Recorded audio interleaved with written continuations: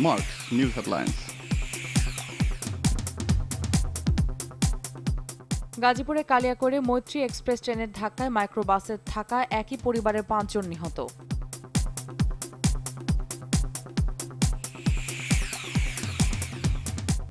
বাংলাদেশ কখনোই যুদ্ধ চায় না, এরপরও শত্রুর যে কোনো আক্রমণ প্রতিহত করতে সেনাবাহিনীকে সদা প্রস্তুত থাকার আহ্বান জানালেন প্রধানমন্ত্রী শেখ হাসিনা। বললেন, এ বাহিনীর উন্নয়নে কাজ করছে তাঁর সরকার।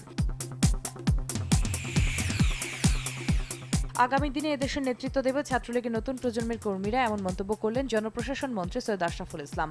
বলেন, দেশ যেভাবে এগিয়ে যাচ্ছে তাকে আগামী দিনে এগিয়ে নেওয়ার দায়িত্ব ছাত্রলীগ নেতাকর্মীদের। চলতি অর্থবছরে বাজেটে বড় ধরনের সংশোধনীর প্রয়োজন হবে বলে মনে করে সিপিডি। সংবাদ সম্মেলনে বলা হয়, বছরের প্রথম ৬ মাসে রেমিটেন্স আয় ছিল হতাশাজনক। এই ধারা অব্যাহত থাকলে রাজস্বে টান পড়তে পারে। দুর্নীতি প্রতিরোধে রাজনৈতিক সদিচ্ছা এবং জনসচেতনতার গুরুত্ব সবচেয়ে বেশি জানিয়ে টিআইবি নির্বাহী পরিচালক ইফতেখারুজ্জামান বললেন, দুর্নীতির সঙ্গে জড়িতদের দৃষ্টান্তমূলক শাস্তি হওয়া জরুরি।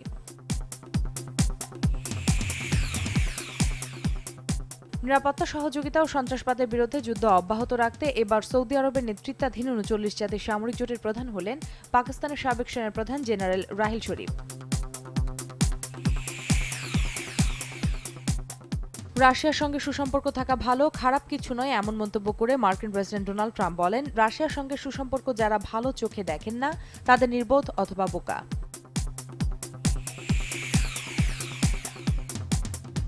টাইগারদের ক্যাচ মিসের সুযোগে ৩ ম্যাচ সিরিজের শেষ টি-20তে বাংলাদেশকে ১৯৫ রানে টার্গেট ছুড়ে দিল স্বাগতিক নিউজিল্যান্ড। হোয়াইট ওয়াশ এড়াতে চায় বাংলাদেশ।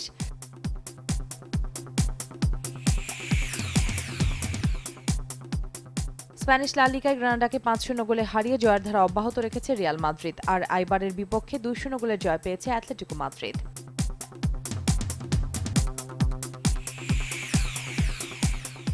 কক্সবাজারের শেখ কামাল আন্তর্জাতিক ক্রিকেট স্টেডিয়ামে ১২ জানুয়ারি থেকে দক্ষিণ আফ্রিকার বিপক্ষে ৫ ম্যাচের ওয়ানডে সিরিজ ভালো খেলতে চায় বাংলাদেশ নারী ক্রিকেট দল।